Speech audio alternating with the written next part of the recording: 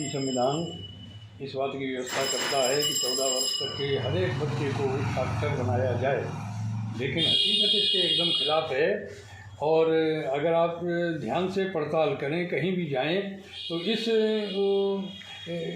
उम्र age group के बच्चे आपको छोटे मोटे काम करते मिल जाएंगे और वो कार्य करते मिल जाएंगे। घरेलू नौकर या पंक्चर जोड़ना, दुनिया भर के जो उनके हिसाब से गलत है वो सब करना पड़ता है। तो विश्व साक्षरता दिवस मनाने से ही कोई कार्य हल नहीं होना है। इसके लिए धरातल पर आकर कोई कार्य करना है। इसके लिए विभाग और सरकार, प्रशासन, साथ में समाज का सहयोग बहुत आवश्यक है। आप देखिए कि हमारे कायमगंज में ही, दुनिया की बात छोड़िए, हम लोग बहुत दूर तक की नहीं सोच सकते हैं, तो थोड़ी दूर तक की सोचें।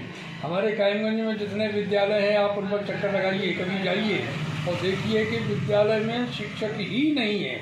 वहाँ पर रसोइया और चपरासी पढ़ा रहे हैं। पढ़ा बेचारे क्या सकते होंगे कि बच्चों घेरे हुए हैं और बच्चे ही सारे कार्य करते हैं। केवल इस लालसा में बैठे रहते हैं उन्हें MBM कब तैयार हो, कब खाएं। सबसे बड़ी व्यवस्था आप देखिए, कई ऐसे विद्यालय आपके शहर में हैं जिनके पास अपना भवन नहीं है, और भवन है तो उनमें कोई सुविधा नहीं है। सरकारी अनुदान से लैट्रिन बनी है तो उसमें किसी में सीट नहीं है, किसी में दरवाज़ा नहीं है, कहीं कोई नल नहीं लगा, कोई पानी नहीं लगा है, कोई व्यवस्था नहीं है। तो पढ़ाई लिखाई की कोई परिस्थिति ही नहीं मालूम पड़ती। आपके प्रति दरवाजे में एक बहुत पुराना स्कूल है, बहुत पुराना स्कूल है, और वो मेरे ख्याल से धनपतियों की ज़मीन पर या मकान में संचालित है। आज हकीकत उसकी ये है कि छोटा सा कमरा उसके पास बचा है, टीन शेड पड़ी हुई है, ना लैट्रिन की व्यवस्था है और न हवा की व्यवस्था है, ना पानी की व्यवस्था है। एक ही कमरे में घोर गर्मी की इस ऋतु में 40 बच्चे पढ़ते हैं, और सब कोई जानता है ये बच्चे छोटे वर्ग से आते हैं, गरीब तबकों से आते हैं। इतने बड़े लोग इस मोहल्ले में रहते हैं, चाहे तो जो बड़े बड़े विशाल स्कूल और संस्थाएं चला रहे हैं, इनकी अगर नज़र इस विद्यालय पर चले तो वो पंखा लगवा सकते हैं। सरकार ऐसी तैसी में जाए, विभाग अपने पैसा पैदा करने में लगा रहे हैं, लेकिन अगर सामाजिक लोग ये चाहेंगे, समाज सेवी लोग चाहेंगे, जिनके नाम के आगे समाज सेवी लगता भी है, वो अगर एक बार मन कर जाएं तो इस विद्यालय की दुर्दशा संभल सकती है, इसकी दशा सुधर सकती है। विभाग कुछ नहीं करेगा। विभाग, अगर दुनिया में सबसे भ्रष्ट कोई समाज विभाग है तो ये शिक्षा विभाग है। इसमें अफसरों की भरमार है, जो कि उनका काम ही है BEO से लेकर बेसिक शिक्षा अधिकारी और जो भी अधिकारी ऊपर से, उनका काम केवल इतना है, पैसा पैदा करना है। तो मैं समाज सेवियों से ये निवेदन करूँगा कि इस विद्यालय में एक बार जाएं और इन दीन दुखी परिवारों से आने वाले बच्चों के लिए थोड़ी व्यवस्था कर दें, जिससे कि वो हवा में बैठ सके। पंखे लगवा दें, लैट्रिन नहीं तो लैट्रिन की व्यवस्था करवा दें, पानी की व्यवस्था करवा दें, नल लगवा दें। और सबसे बड़ी बात ये है कि ये मेरे ख्याल से 3000 के आसपास किराया पड़ता होगा, तो सरकार इस तरह के स्कूलों के लिए बिल्डिंग बनवाती क्यों नहीं है? ये जब और विद्यालयों के पास, इसके पास अपनी बिल्डिंग क्यों नहीं है? ये सबसे बड़ा प्रश्न चिन्ह विभागीय व्यवस्था पर है, या कि ये विभागीय दुर्व्यवस्था पर है कि वो बड़े विद्यालय में अपने स्कूल की व्यवस्था भी नहीं कर सकते हैं, बच्चों के लिए बिल्डिंग नहीं दे सकते हैं। रोज़ रंग रोगन होते हैं, रोज़ पलस्तर होते हैं, रोज़ व्यवस्थाएं बनाई बिगाड़ी जाती हैं, सब पैसे जेबों में चले जाते, कुछ भी नहीं होता है। सर, नगर में कई पहले प्राथमिक विद्यालय थे जिनकी बिल्डिंगें भी कब्जा हो चुकी हैं, वो भी सरकार कब्जा मुक्त नहीं करा रही है, इनमें क्या करेंगे? हाँ, तो सरकार कब्जा मुक्त नहीं करा रही है तो यह तो इसका एक निहित स्वार्थ हो सकता है, या उनको किसी दबाव में हो सकते हैं। सरकार तो एक भाववाचक संज्ञा है। सरकार हमेशा अपने विभागों के अधीन होकर कार्य करती है, यही उसके माध्यम होते हैं। तो विभागों के पास अगर कोई पार्टी ज़बरदस्त है, धनपति है, वो पैसा पहुंचाती रहेगी, विभाग का अधिकारी किसी कीमत पर सक्रिय नहीं होगा।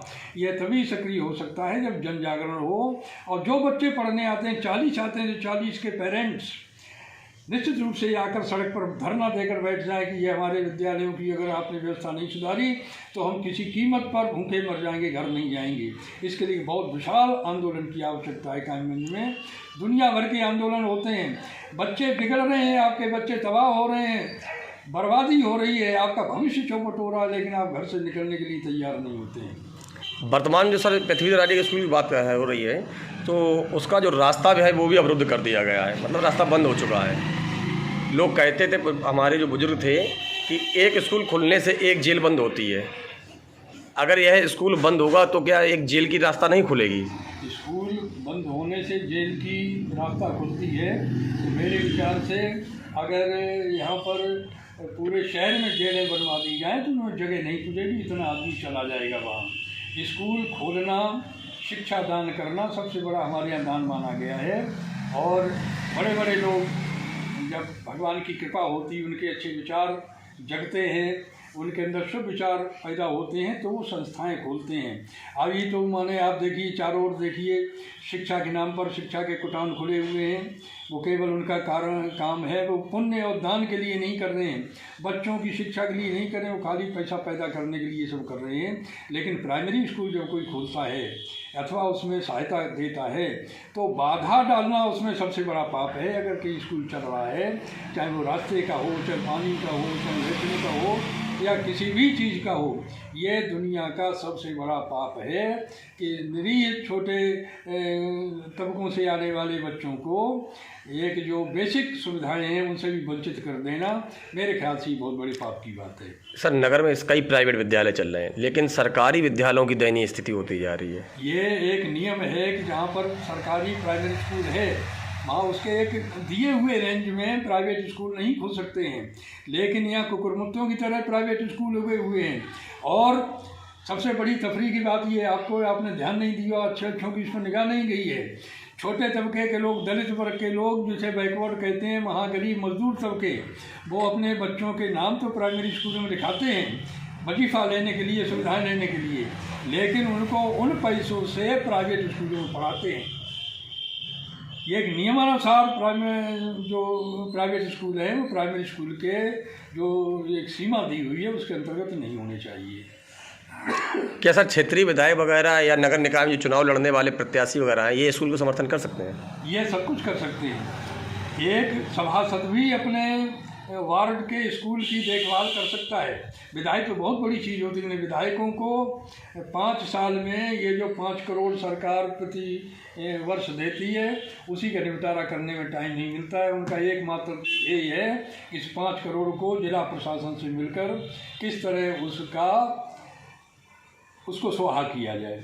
काम हो या न हो, तो जब व्यवस्था बिगड़ती है तो ऊपर से लेकर नीचे तक सड़ाद फैलती है। ये कर सब कुछ सकते हैं, करेंगे कुछ भी नहीं है, मेरा विश्वास है।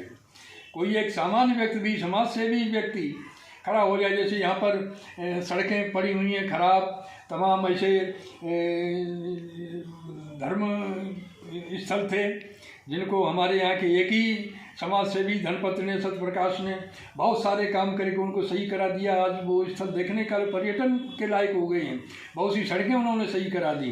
तो इन चीज़ों से थोड़ा ध्यान हटाकर अगर ये हमारे समाज सेवी व्यक्ति नहीं, एक संस्था होते हैं, अपने में ही संस्था होते हैं, वो थोड़ा ध्यान अपने बीच में पड़ रहे चल रहे इस निजी स्कूल की तरफ दे दें तो संभवतः बहुत बड़ी बात हो सकती है। प्राइमरी स्कूल के आसपास प्राइवेट स्कूल नहीं खुलने चाहिए। खुलते इसलिए हैं कि विभाग पैसा खाता है, ईमानदारी की बात ये है।